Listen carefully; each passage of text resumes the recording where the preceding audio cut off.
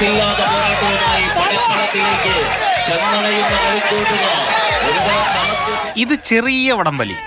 വലിയ രാഷ്ട്രീയ വടംവലി നടക്കുന്നുണ്ട് തിരുവനന്തപുരം കാരയ്ക്കാമണ്ഡലം.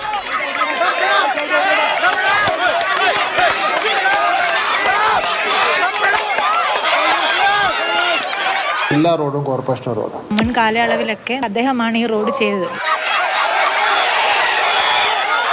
കഴിഞ്ഞ പ്രാവശ്യം നേമത്തെ MLA ആയിരുന്ന അവസരത്തിൽ ഞാൻ എൻ്റെ ആസ്തി വികസന ഫണ്ട് ഉപയോഗിച്ചുകൊണ്ട് ആ റോഡ് ടാർ ചെയ്തു. അതിനുശേഷം ആരും ഒന്നും ചെയ്തിട്ടില്ല. അദ്ദേഹത്തിന് ഉത്തരവാദിത്വമുണ്ട്. എന്നെപ്പോലെ തന്നെയാണ് അദ്ദേഹത്തിനും ഉത്തരവാദിത്വം. അദ്ദേഹത്തിൻ്റെ ആ ഭാഗം പറഞ്ഞൊഴിഞ്ഞു എന്നാണ്.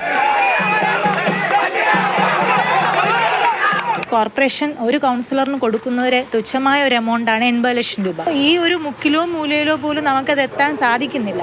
അത് പറഞ്ഞിട്ടൊന്നും കാര്യമില്ല. അതിപ്പോൾ നമുക്ക് ഉള്ള ഫണ്ട് അനുസരിച്ച് തരാൻ നിർത്തിയുള്ളൂ. കേന്ദ്ര ഗവൺമെൻറ്റല്ലേ, BJP കൗൺസിലർമാരല്ലേ, കുറച്ച് ഫണ്ടെല്ലാം വാങ്ങിക്കൊണ്ട് വരട്ടെ.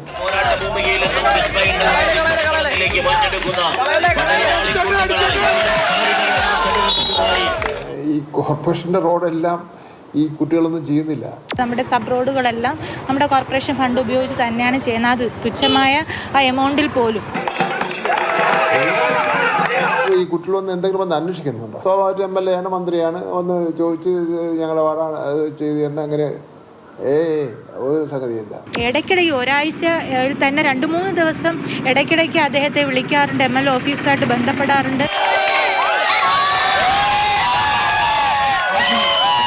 നമ്മുടെ ഒരുപാട് ഡെവലപ്മെൻറ്റ് ആക്ടിവിറ്റീസ് നടന്നിട്ടുണ്ട്. അവിടെയെല്ലാം പിള്ളേർ കൊണ്ടുവന്ന് ബോർഡൊക്കെ വെച്ചിടേ ഇത് BJP കൗൺസിലർക്ക് അഭിവാദ്യങ്ങളെന്നെല്ലാം പറഞ്ഞു. ഞാൻ പിന്നെ കുട്ടികളുടെ ആയിക്കോട്ടെ. എല്ലാ പേരും ഒന്നിച്ച് നിന്ന് ചെയ്താൽ മാത്രമേ നമുക്ക് ജനങ്ങൾക്ക് വേണ്ടി ആ ഒരു അവർക്ക് വേണ്ടി നമുക്ക് ചെയ്യാൻ സാധിക്കുകയുള്ളൂ.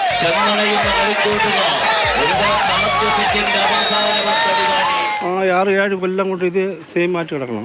ഗർഭിണിയൊക്കെ പോകാൻ പാടില്ല. കാരയ്ക്കാമണ്ഡലത്തിൽ ഓട്ടോ വിളിച്ചാൽ മേലെ അങ്ങോട്ട് വരില്ല. ഈ റോഡിൻ്റെ ശോചനീയാവസ്ഥ ഇവിടുത്തെ കോർപ്പറേഷൻകാർ മനഃപൂർവ്വം ചെയ്യാതിട്ടിരിക്കുകയാണ്. ഈ റോഡ് യഥാർത്ഥമായിട്ട് MLA റോഡാണ്, കൗൺസിലർ റോഡല്ല. ഇത് PWD റോഡല്ല. ഇത് യഥാർത്ഥത്തിൽ കോർപ്പറേഷൻ്റെ റോഡാണ്. കുറച്ച് മാസങ്ങൾക്ക് മുമ്പ് ഇവിടുത്തെ റെസിഡൻസ് അസോസിയേഷൻ എല്ലാ വീട്ടിലും നൽകിയ നോട്ടീസാണ് ഈ കാണുന്നത്.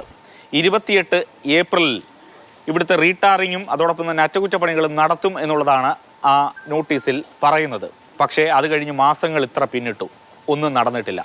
യഥാർത്ഥത്തിൽ ഈ രാഷ്ട്രീയ പാർട്ടികളുടെ പിടിവലിയിൽ, വടംവലിയിൽ തോൽക്കുന്നത് ഇവിടുത്തെ സാധാരണക്കാരായ ജനങ്ങളാണ്. രതീഷ് വെൺപകലിനൊപ്പം AK സ്റ്റെഫിൻ, മാതൃഭൂമി ന്യൂസ്, തിരുവനന്തപുരം.